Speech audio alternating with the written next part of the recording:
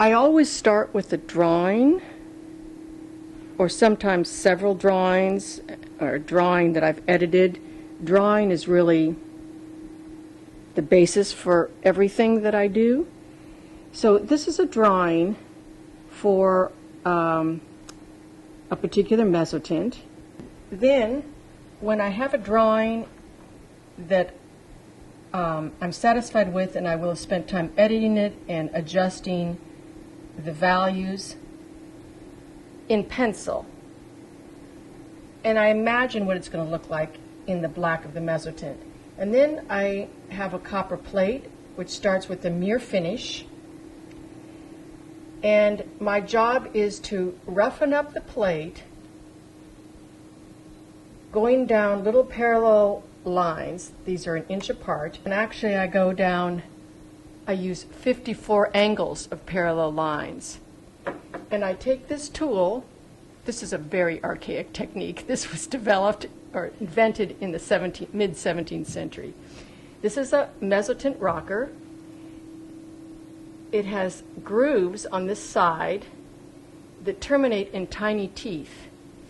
And when I rock the rocker down one of my lines, like this, and I have a pivotal arm in my studio that helps me keep the angle exactly right. Each of these points is creating a little hole in the copper and kicking up some displaced copper burr. And I do 54 different angles of parallel lines so that by the time I'm done, there is really no shiny copper left. It's all this matte finish of thousands upon thousands of little tiny holes in the copper and copper protruding. This is similar to a dry point for people that know printmaking, except a dry point is one line with a displaced copper burr. And then when I have a perfectly rocked plate, it's actually very beautiful, I can draw on it the basic outlines of my composition.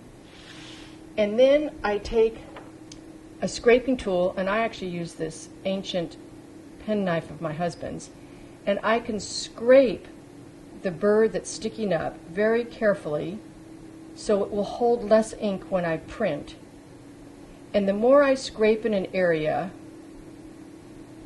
the flatter it becomes and the less ink it will hold, until if I want, I can go all the way down to the base of the little holes.